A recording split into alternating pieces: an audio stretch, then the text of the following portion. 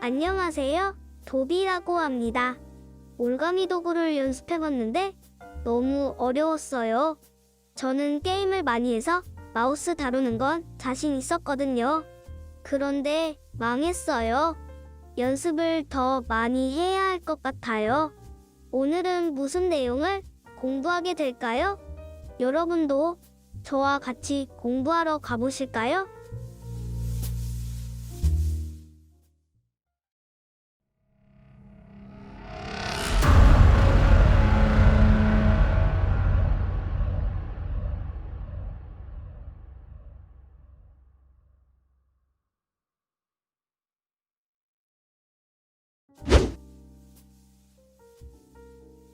여러분 안녕하세요. 지난 시간에는 올가미 도구, 다각형 올가미 도구, 자석 올가미 도구를 이용해서 선택 영역을 만드는 방법에 대해 알아보았습니다. 오늘은 올가미 도구 밑에 있는 빠른 선택 도구, 자동 선택 도구에 대해 알아보겠습니다. 지난 시간에 공부한 올가미 도구 중에서 특히 자석 올가미 도구의 경우는 프로그램이 자동으로 선택하고자 하는 대상에 경계선을 인식하여 매우 손쉽게 선택 영역을 만들어주는 기능이었습니다. 물론 배경과 비슷한 컬러가 있는 부분에서는 제대로 동작을 못하는 단점도 있었죠. 오늘 공부할 빠른 선택 도구, 자동 선택 도구 역시 프로그램이 자동으로 선택 영역을 만들어주는 도구인데요. 특히 빠른 선택 도구가 등장한 이후에는 자석 올가미 도구를 사용하지 않을 만큼 사용자들이 가장 많이 사용하는 도구 중에 하나입니다. 그만큼 편리한 도구인 거죠. 그럼 예제 파일을 불러와서 연습을 해보겠습니다. 포토샵 프로그램을 실행시켜 주시고요. 열기를 눌러서 지난 시간에 연습했던 루드베키아 꽃사진을 불러오겠습니다. 왼쪽 도구 상자에 빠른 선택 도구를 눌러주시고요. 마우스 커서의 모양을 보시면 원형인데요. 우리가 이것을 브러쉬라고도 부릅니다. 그리고 아주 중요한 부분이 하나 있는데요. 혹시 브러쉬의 모양이 원 모양이 아니고 십자 모양으로 표기되어 있는 분들께서는 키보드에 캡슐룩 버튼이 혹시 눌러져 있는지도 확인해 보셔야겠습니다. 캡슐룩 버튼이 눌러져 있는 상태에서는 도구 상자에 어떤 도구를 눌러도 마우스 커서의 모양은 도구의 모양이 아닌 십자 모양으로 표기되어 나오게 됩니다. 이제 크고 넓은 영역과 섬세한 부분의 경우는 이 브러쉬의 크기를 조절하시면서 선택을 해야 할 텐데요. 옵션 바에서 크기를 조절하기에는 매우 번거롭습니다. 그래서 단축키를 사용하게 되는데요. 브러쉬 크기 조절의 단축키는 엔터키 위에 있는 대괄호 열기, 대괄호 닫기가 사용됩니다. 대괄호 열기는 축소, 대괄호 닫기는 확대의 기능을 가지고 있습니다. 브러쉬의 크기 조절은 앞으로도 많이 사용되는 기능이니 연습을 통해서 기능을 익히셔야겠습니다. 이제 꽃을 드래그해서 선택을 해보겠습니다. 브러쉬의 크기는 적당히 조절을 해주시고요. 꽃 위에서 드래그를 하시게 되면 경계선에 맞춰서 자동으로 선택 영역이 만들어지는 것을 확인하실 수 있습니다. 섬세한 부분과 큰 영역은 브러쉬의 크기를 조절하시면서 선택하셔야겠죠. 지난 시간에 했듯이 선택 영역이 만들어졌으면 색상을 변경해 보겠습니다. 색조채도의 단축키 Ctrl U를 눌러주시고요. 원하시는 컬러로 색조를 맞춰보도록 하겠습니다. 그리고 확인 눌러주시면 되겠죠. 자, 이제 선택 영역 해제도 해주시고요. Ctrl D. 이제 왼쪽 상단에 있는 꽃도 선택을 해보겠습니다. 역시 빠른 선택 도구 눌러주시고 드래그를 해서 왼쪽 상단에 있는 꽃도 선택을 한번 해보시죠.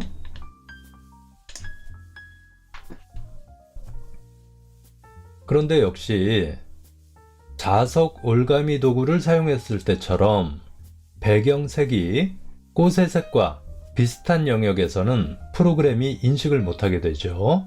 이와 같이 선택하려는 대상과 배경색이 비슷하거나 농도가 비슷한 경우는 인식을 못하게 됩니다. 먼저 돋보기 도구를 이용해서 확대를 해보도록 하겠습니다.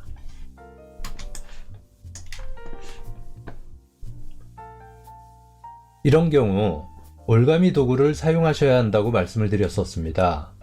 올가미 도구를 클릭하시고 추가와 빼기 기능을 이용해서 선택을 마무리해 주시면 되겠습니다. 추가는 Shift 키를 누르신 상태에서 드래그, 빼기는 Alt 키를 누른 상태에서 드래그였죠.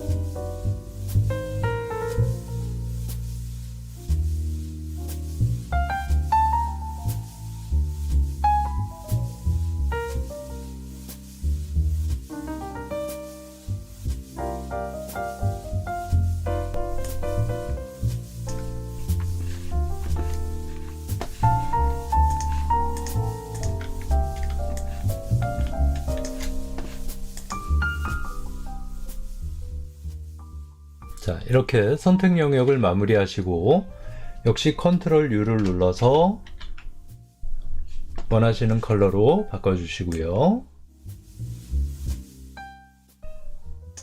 확인 눌러주시면 되겠습니다. 빠른 선택 도구의 사용법 이해가 되셨나요? 사용법은 간단합니다만 브러쉬의 크기 조절 단축키인 대괄호 열기, 대괄호 닫기는 많은 연습을 해보시는 것이 좋을 것 같습니다. 그리고 도구 상자에 있는 도구를 클릭했을 때 마우스 커서의 모양이 해당 도구의 모양으로 나오지 않고 십자 모양으로 나오는 경우 키보드에 캡슐 버튼이 눌러져 있지 않은지 확인하시는 것도 잊으시면 안 되겠습니다.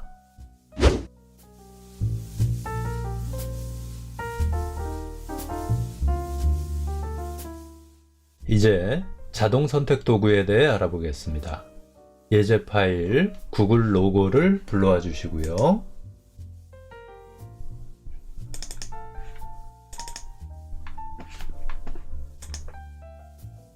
자동 선택 도구는 단일 톤으로 된 영역을 선택할 때 아주 유용한 도구입니다. 여러 가지 색이 혼합되어 있는 곳이 아닌 한 가지 색으로 이루어진 부분을 선택할 때 아주 간편하게 사용할 수 있는 도구인 거죠. 왼쪽 도구 상자에 빠른 선택 도구 위에서 우클릭을 하셔도 좋고 아니면 잠시 꾹 누르고 계셔도 메뉴는 나옵니다. 자동 선택 도구를 눌러주시고요. 불러오신 파일에 구글 글자를 클릭해 보겠습니다.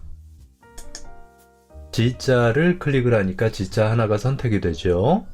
나머지 글자를 선택하고 싶으시다면 Shift 키를 누르신 상태에서 클릭, 클릭, 클릭, 클릭 순차적으로 선택을 하셔도 좋겠습니다. 여기서 상단에 옵션 바를 한번 확인해 보겠습니다. 인접이라고 하는 메뉴가 있는데요. 이곳에 체크가 되어 있는지 풀려 있는지를 반드시 확인을 해 보셔야 합니다. 인접에 체크가 되어 있으면 내가 클릭한 한 부분만 선택이 되지만 인접에 체크가 풀려 있으면 사진 이미지 전체에서 내가 클릭한 컬러와 동일한 컬러가 모두 선택이 됩니다. 자, 인접의 체크를 저는 풀고요. O를 클릭해 보겠습니다. O를 클릭하니 O와 E 같은 빨강색이 모두 선택되는 것을 알 수 있습니다. 자, 이와 같이 만약 구글 글자를 색상별로 선택을 하고자 한다면 지금처럼 인접에 체크를 풀고 클릭하시게 되면 원하는 색상만 아주 간편하게 선택하실 수 있겠죠. 만약 여기 있는 글자를 모두 선택하고 싶다면 가장 빠른 방법은 무엇일까요? 바로 글자를 선택하는 것이 아니라 바탕을 선택하고 반전시키는 것이 가장 빠를 겁니다.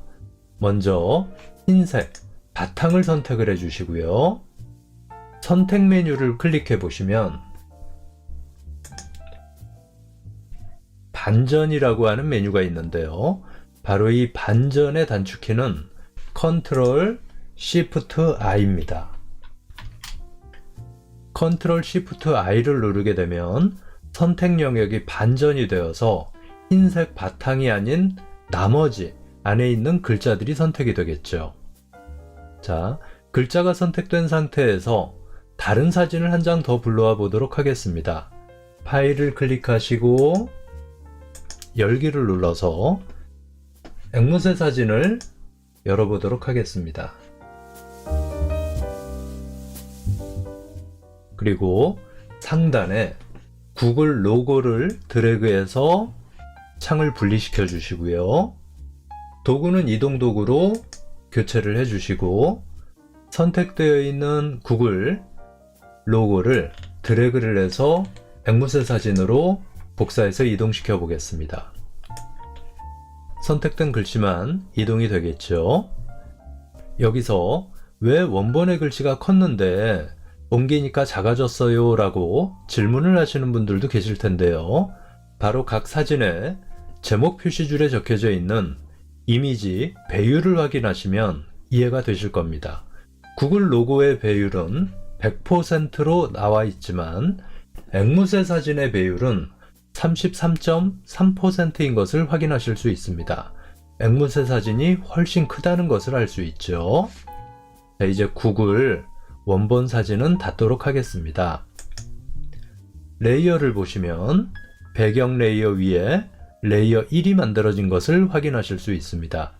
그렇다면 로고의 배치는 자유롭게 여러분들께서 원하시는 위치로 옮기실 수도 있겠죠. 아무리 복잡한 구조의 로고 마크라 하더라도 이와 같이 자동 선택 도구를 이용해서 바탕 배경을 선택하고 반전을 시키시면 쉽게 선택하실 수 있습니다. 오늘 공부한 빠른 선택 도구의 사용법, 특히 엔터키 위에 있는 대괄호를 눌러서 브러쉬 크기 조절하는 방법과 자동 선택 도구를 사용할 때 옵션 바에 있는 인접 기능, 그리고 선택 영역 반전에 대해서는 꼭 알고 계셔야겠습니다. 오늘 수업이 이해가 되셨나요? 오늘 수업은 여기까지 하겠습니다. 다음에 만나요.